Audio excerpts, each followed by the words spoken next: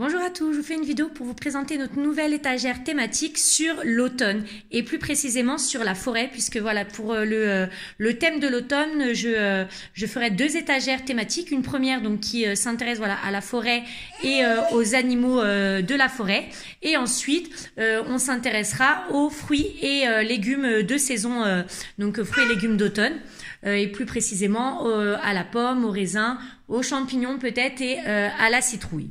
Donc je vous montre un petit peu ce que j'ai mis en place. Donc pour moi l'automne c'est vraiment la saison par excellence pour proposer des activités autour de la nature puisqu'on trouve pas mal de trésors, de petits trésors voilà dans la nature qui sont propices à différents types d'activités, notamment des activités créatives et artistiques, à l'observation, à l'étude voilà par exemple du cycle de vie de l'arbre.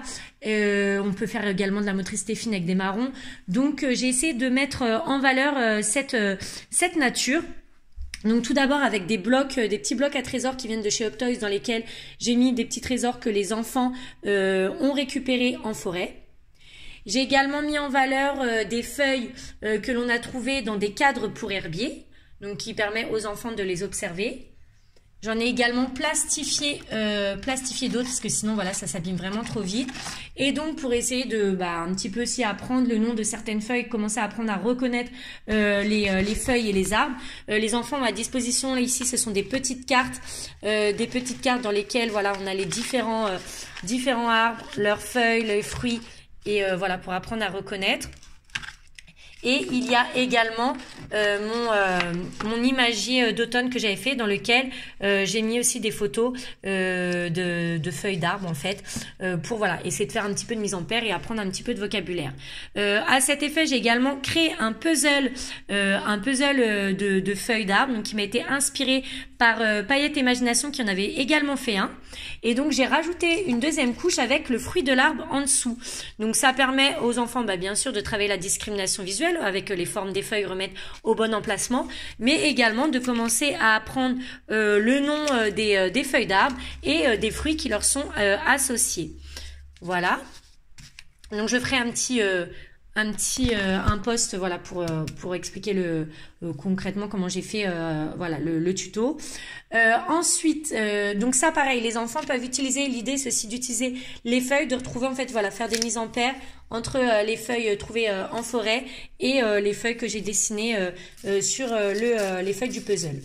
Ensuite, toujours notre petit coin land art que je mets en place à chaque saison, donc avec des petits éléments, donc des petits trésors de la nature, des marrons, des glands, et également des petits loose parts, des petits mandalas en fait de la marque Grappat, des feuilles et donc ça pareil, je préciserai, j'ai un article land art loose part sur mon blog, je mettrai les références des différents éléments que j'ai mis à l'intérieur. Ensuite, donc tout un étage consacré, en fait, un décor d'automne et une invitation à jouer, puisque les enfants, comme je dis, à chaque nouvelle étagère thématique ces dernières semaines, puisque c'est vraiment ce qui les intéresse, voilà, ils sont intéressés par le jeu d'imagination. Donc, j'essaye de leur proposer, voilà, de quoi nourrir cet intérêt. Donc ici, j'ai créé un petit décor. Donc là, nous avons une maison et des arbres de la marque Papouze avec, j'ai mis quelques animaux, donc les autres sont ici dans une petite boîte, des petites figurines lutins et gnomes. J'en ai également fabriqué donc en laine feutrée. J'ai également fait des petits arbres que les enfants peuvent utiliser pour créer des décors. Et ensuite j'ai mis voilà des éléments un peu plus abstrait, enfin je sais pas si c'est le terme qui correspond, mais vraiment voilà avec des petits personnages en bois, des arcs-en-ciel, les demi-cercles de la marque Grimm, donc qui peuvent leur permettre de créer aussi des petits univers autour de la forêt. J'ai choisi les couleurs automnales. J'ai mis aussi les petits blocs de construction, les petits rochers de construction de chez Wish. Voilà, donc ils peuvent soit jouer avec librement, soit aussi faire des petits empilements. Ça permet de travailler la en fait voilà puisqu'on peut faire pas mal de petites compositions avec. J'ai également mis notre arbre de saison, donc là pour travailler la motricité fine, les enfants peuvent tout est démontable, voilà les branches, les feuilles et puis ensuite remettre.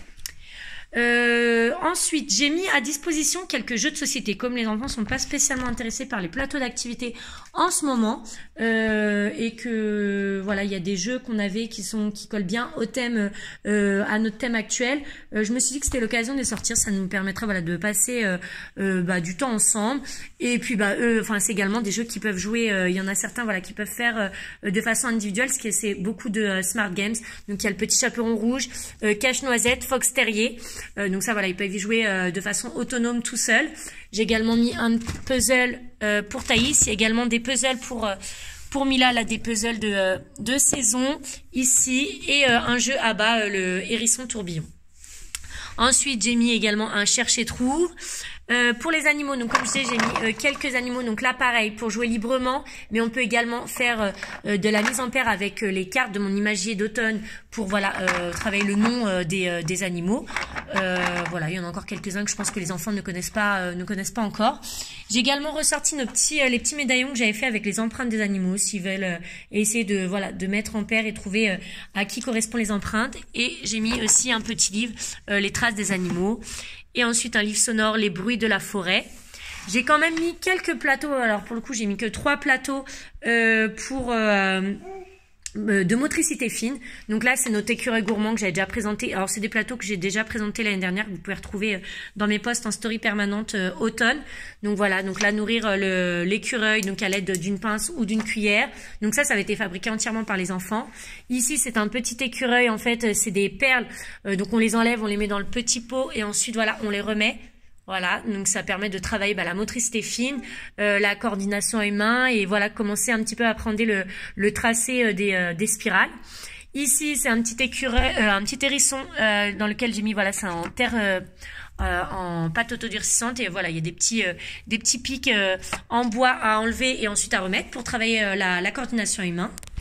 Et comme je n'avais pas de place dans mon étagère, j'ai également mis à disposition quelques activités que j'avais déjà créées les années passées. Donc je ne sais pas vraiment s'ils les feront. Peut-être voilà, je leur proposerai s'ils veulent le faire, à eux de voir. Donc là ici c'est classé les nuances, c'est les tablettes de couleurs, voilà, pour classer par nuance. Donc le rouge, le orange et le jaune. Ici alors des marrons. Alors les enfants peuvent y jouer. Je leur ai mis de quoi. Voilà, ils jouaient librement, manipuler, faire du transvasement. Ils ont des pinces, ils ont des petits bols, un petit panier. Donc là, ils peuvent vider les autres plateaux et jouer avec. Il y a également des feuilles. Et ils ont, s'ils veulent, des fiches d'activité. Donc là, en fait, c'est plus pour Thaïs parce que Mila, c'est trop simple maintenant pour elle, pour faire du dénombrement. Donc là, en fait, voilà, on enlève ce qu'il y a à l'intérieur. Et donc, il doit reproduire les collections. Donc voilà, il y a des collections de feuilles. Donc à chaque fois, compter combien il y a dans le modèle et remettre au bon emplacement, dans la bonne case, le bon nombre d'éléments. Il y a pareil pour les marrons. Voilà. Et ensuite, j'ai fait aussi donc des petits algorithmes à reproduire. Voilà, donc ici des petits, voilà, faut bien, ce qui permet de travailler la discrimination visuelle et un petit peu l'orientation dans l'espace puisqu'il faut mettre la feuille dans le bon sens. Voilà. Et pareil avec des marrons et les glands. En fait, il y a, voilà, ils ont une boîte d'œufs et ils doivent reproduire des algorithmes que j'ai fait, voilà, en modèle. Donc ça, c'est s'ils souhaitent, je leur proposerai une fois. Après, ils verront. Ça m'étonnerait qu'ils les fassent d'eux-mêmes. Mais bon, j'essaierai peut-être de leur proposer ce que j'aime bien voir un petit peu où ils en sont. Notamment pour Thaïs, parce que Mila, c'est des choses qu'elle a déjà fait l'année dernière. J'ai remis également l'herbier de Mila. On verra si on le complète. Ici, il y a quelques créations qu'elle avait fait. Un lutin avec des créations qu'elle avait fait les années passées. Et également, je crois qu'il y a aussi quelques créations de Thaïs. Des petits poèmes, des comptines d'automne. Donc voilà, j'ai oublié pour les loose parts, j'ai également mis à disposition des grands plateaux pour que voilà, ils en ont chacun des plateaux voilà, troncs d'arbres, pour qu'ils puissent faire voilà leur petite composition avec les petits loose parts à disposition, où ils peuvent également les utiliser pour le jeu libre. Et enfin, bien sûr, il y a notre sélection de livres, notre caisse avec tous nos livres. Voilà. Donc et puis en parallèle, on fera bien sûr quelques activités. Voilà, encore à voir. J'ai pas encore fait, j'ai pas encore noté. J'ai quelques idées, mais j'ai rien de très précis pour pour le moment, voilà pour cette étagère. Et donc, je ferai un post, bien sûr, récapitulatif avec les références des différents produits.